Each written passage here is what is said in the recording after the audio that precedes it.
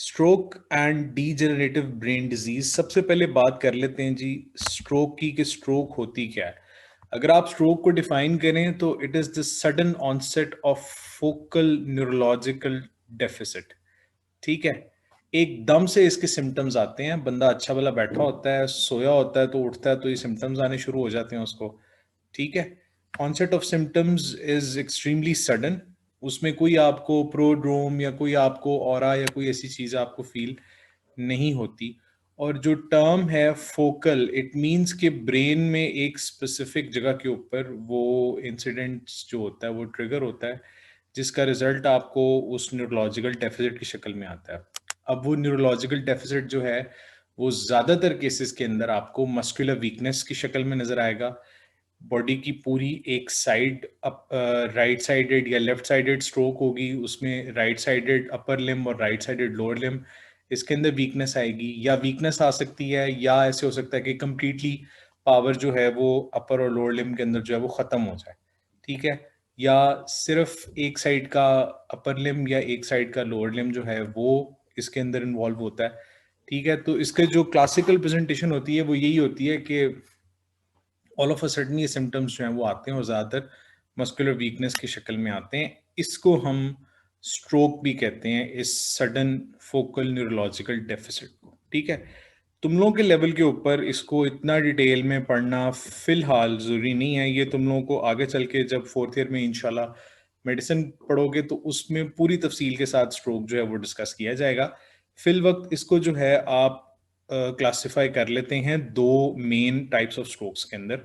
एक आ जाती है आपकी हेमरेजिक स्ट्रोक, ठीक है, और एक आ जाती है आपकी इस्कीमिक स्ट्रोक। ठीक है, हेमरेजिक नाम से पता चल रहा है कि कोई ना कोई आपका आर्टीरियल वेसल जो है, बल्कि स्पेसिफिकली ब्रेन के अंदर जो आपका सर्कल ऑफ विलस होता है, ठीक है, जिसमें आपका आर्टरीज आ जाती हैं एंटीरियर पोस्टीरियर।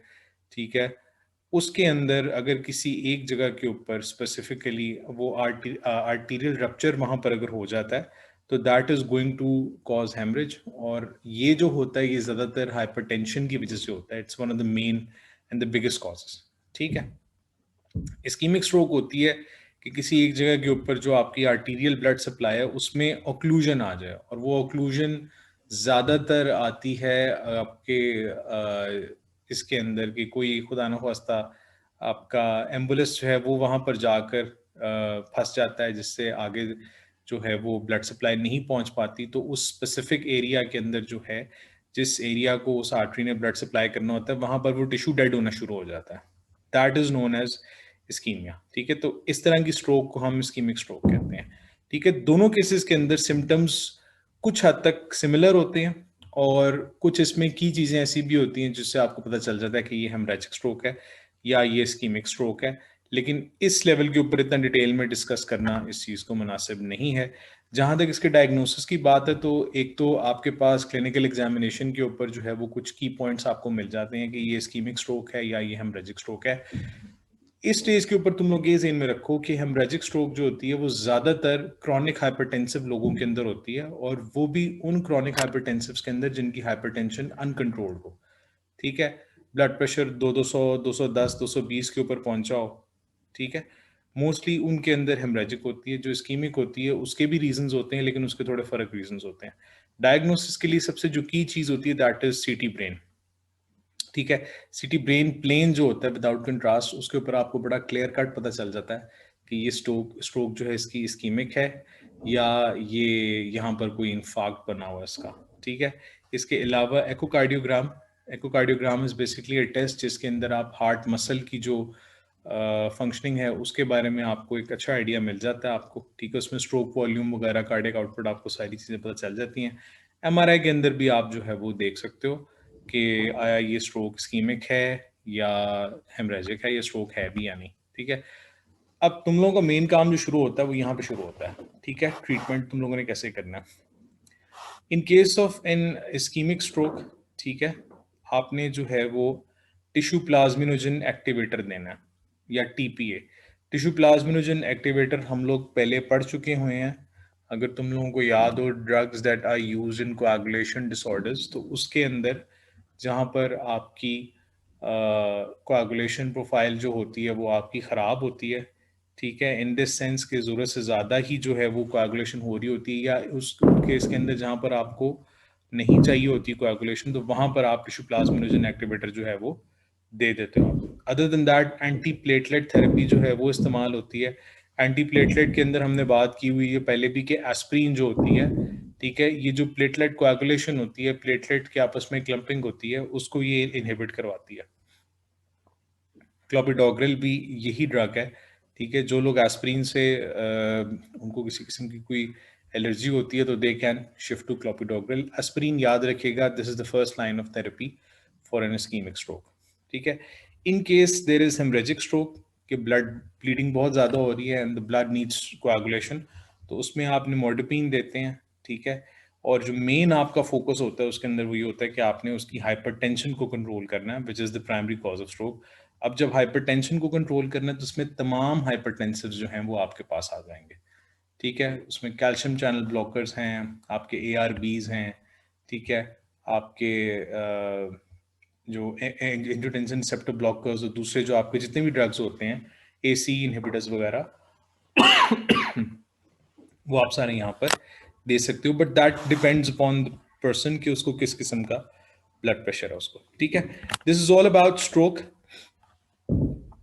हेमरेजिक है तो आपने निमोडिपिन, ठीक है, हाइपरटेंशन को कंट्रोल करने वाली तमाम ड्रग्स आपने देनी है। स्कीमिक है तो उसके अंदर tissue plasminogen activator, this is कह लो कि the first line of drug कह लो या ड्रग ऑफ चॉइस कह लो फॉर स्कीमिक स्ट्रोक, ठीक है। और एंटीप्लेटलेट थेरेपी आप एस्पिरिन जो होता है वो आते साथ ही उस पेशेंट को आप देना शुरू कर देते हैं। अब दूसरा हमारा जो टॉपिक है that is degenerative brain disease, ठीक है। नाम से पता लग रहा है कि वो disease which results in the loss of neurons and synapses in the cerebral cortex, और ब्रेन के जो दूसरे एरियाज हैं जिसकी वजह से ब्रेन के अंदर एट्रोफी हो जाती है, उसको आप डीजेनरेटिव ब्रेन डिजीज कहते हो। मतलब इन शॉर्ट कोई भी ऐसी डिजीज जिसकी वजह से आपका ब्रेन का जो न्यूरोनल स्ट्रक्चर है वो खराब होना शुरू हो जाए, ठीक है।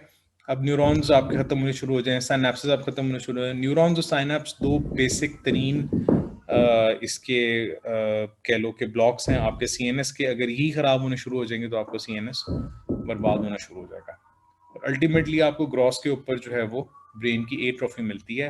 This is a section of a healthy brain, ठीक है। इसमें सल्काए गायराए बहुत प्रोमिनेंटली क्लियरली डिमार्केटेड है, ठीक है, और हेल्दी टिश्यू है सारा ये। अब ये देखो, this is a degenerative brain disease suffering brain tissue, ठीक है। इसका साइज देखो, इसकी निस्बत बहुत ज़्यादा कम है। सल्काए गायराए तकरीबन ख़त्म हो चुके हुए हैं, श्रिवल्ड है, और बिल्कुल एक किस्म का जैसे जो है वो ख़त्म हो चुका हुआ है, ठीक है।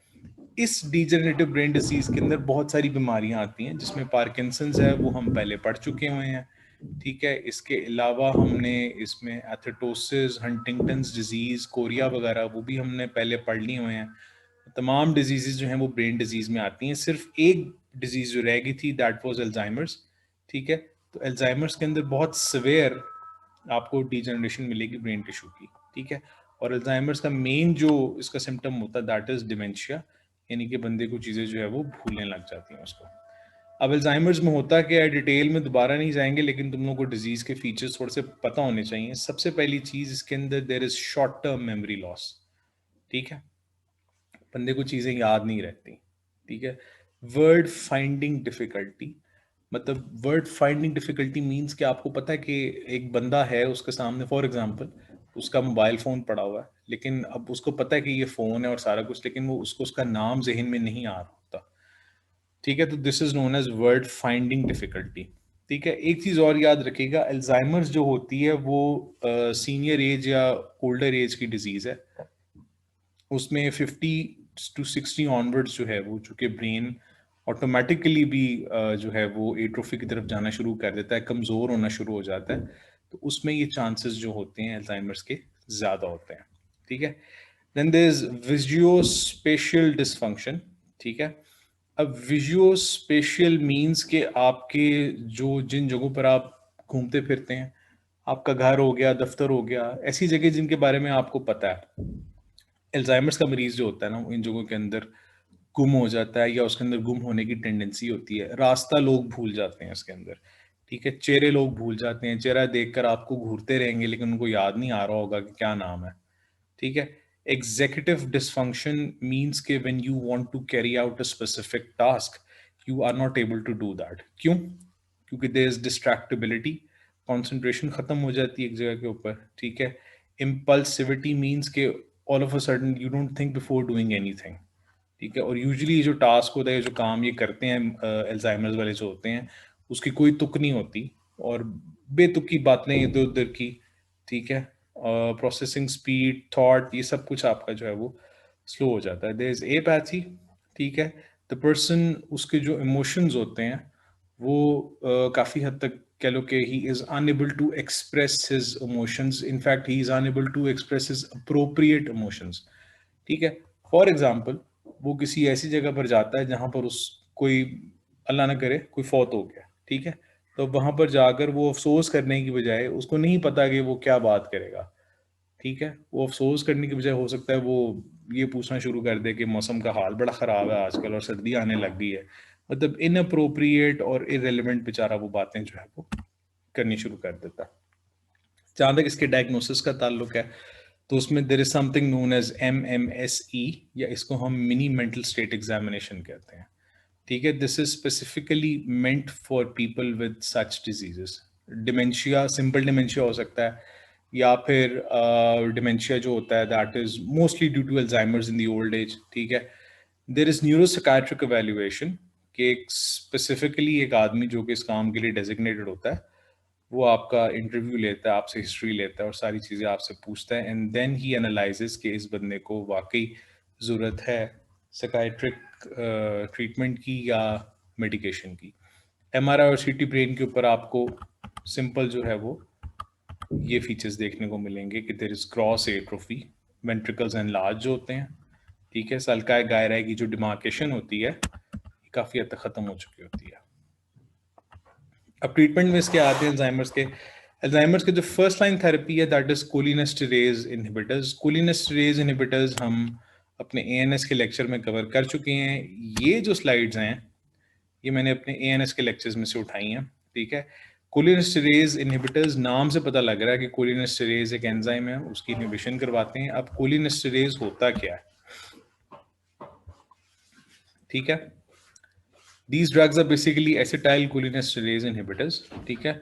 एसिटाइलकोलिन एक, तुम लोगों को सबको पता है कि इट्स अ न्यूरोट्रांसमीटर, जो CNS के अंदर जो सिनेप्सेस होते हैं उनके अंदर ये मौजूद होता है, ठीक है। और ये इसका काम जब ख़त्म हो जाता है तो इसका ये होता है सीन कि इसको वहाँ से जो है वो रिमूव कर दिया जाता है ताकि एक्सेसिव स्टिमुलेशन ना हो, ठीक है।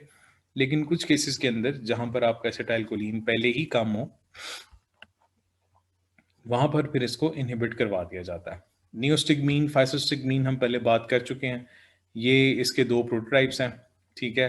Parathion is basically an organophosphate, ये आपके यूज होता है पेस्टिसाइड्स वगैरह के अंदर भी, ठीक है। मैकेनिज्म ऑफ एक्शन, जिस तरह मैंने पहले बताया कि आपका एसिटाइलकोलिन जो है ये एक न्यूरोट्रांसमीटर है, प्री सिनेप्टिक से पोस्ट सिनेप्टिक पोटेंशियल इसने कैरी करना है, ठीक है। आपका एसिटाइलकोलिनेस्टेरेज इसको ब्रेक करके एसीटेट और कोलिन में चेंज कर देता है। लेकिन ये जो आपके ड्रग्स होते हैं, एड्रोफोनियम, नियोस्टिग्मीन, फाइसोस्टिग्मीन, इनका काम होता है कि उस एंजाइम को बंद करें, उसको ब्लॉक करें, ठीक है।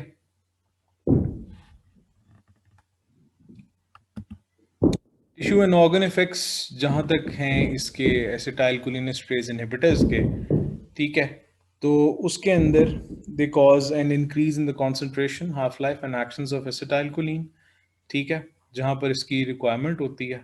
यही वजह है कि आपको विसरल स्मूथ मसल, ठीक है, मियोसिस करवाते हैं, ये हाइपोटेंशन करवाते हैं, ब्रेडिकार्डिया करवाते हैं, बिकॉज एसिटाइलकोलिन मुसलसल आपके साइनाप्सिस के अंदर जो है वो स्टे कर रहा है। जहाँ तक इसके क्लिनिकल एस्पेक्ट की बात है, तो जैसा मैंने कहा कि this is use exclusively in Alzheimer's, और अल्जाइमर्स के अंदर भी रिवास्टिग्मीन जो होता है, ठीक है। इसके अलावा भी जो आपके कोलिनेस्टेरेज इनहिबिटर्स होते हैं वो आपके दिए जा सकते हैं अल्जाइमर्स के अंदर, ठीक है। सो कमिंग बैक, कोलिनेस्टेरेज इनहिबिटर्स याद रखिएगा फर्स्ट लाइन थेरेपी अल्जाइमर्स के लिए, ठीक है, ये आपको एक सिम्टोमेटिक रिलीफ देते ज़रूर हैं, ठीक है, और आपकी बीमारी को मज़ीद प्रोग्रेस करने से, मज़ीद बढ़ने से ये कुछ हद तक रोकने में कामयाब ज़रूर हो जाते हैं।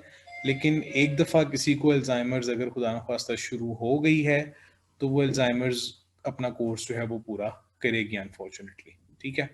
इसके अलावा आप सिलेक्टिव सेरोटोनिन रीअपटेक इनहिबिटर्स दे सकते हैं, जिसको हम आम जुबान के अंदर SSRI भी कहते हैं, ठीक है, SSRIs।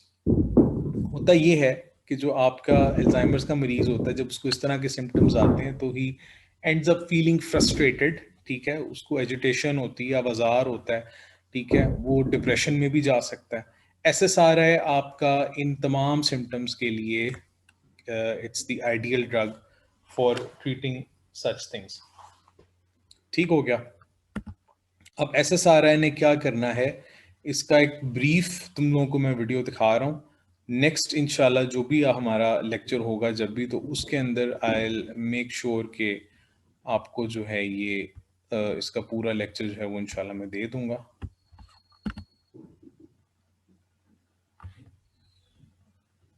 सिलेक्टिव सेरोटोनिन रीअक्टिव इनहिबिटर्स या SSRIs, जिस तरह मैंने पहले बताया आपको, एंटी डिप्रेसेंट के तौर पर ही काम करते हैं, ठीक है, डिप्रेशन। इसके अलावा ये आपके सेरोटोनिन लेवल्स जो होते हैं वो उसको इन्फ्लुएंस करता है। एक हाइपोथेसिस है विच स्टेट्स के सेरोटोनिन जो है वो उसके लेवल्स होते हैं डिप्रेशन को कंट्रोल करते हैं। सेरोटोनिन अगर कम हो जाएगा तो डिप्रेशन बढ़ जाएगी, ठीक है। अब SSRI ने क्या करना है यहाँ पर, ये देखिए, ये आपका प्री साइनेप्टिक न्यूरॉन है, ये आपका पोस्ट साइनेप्टिक है। यहाँ पर ट्रांसपोर्टर प्रोटीन्स जो है वो सेरोटोनिन जो है वो उसको एब्जॉर्ब कर रहे हैं यहाँ पे, ठीक है। SSRI ने इस रीअपटेक ऑफ सेरोटोनिन को बंद कर देना है, ताकि यहाँ पर आपका जो साइनेप्स है उसके अंदर सेरोटोनिन फिरती रहे और आपका जो सेरोटोनिन की लेवल की कमी है वो ना हो, और आपको अल्टीमेटली डिप्रेशन जो है वो ना हो, ठीक है। This is how an increasing serotonin level is going to cure depression, ठीक है। We can have look at this again. Selective serotonin reuptake inhibitors या SSRIs। सेरोटोनिन हाइपोथेसिस ये होता है कि जब सेरोटोनिन का लेवल बॉडी के अंदर कम होता है तो बंदा डिप्रेशन में चला जाता है, ठीक है। इसीलिए आपकी सेरोटोनिन की रीअपटेक साइनैप्स से दोबारा post synaptic pre synaptic neuron में ना जाए, SSRIs आकर उन चैनल्स को ही ब्लॉक कर देते हैं जो ये यहाँ पर इसने बनाए हुए हैं। ये देखो,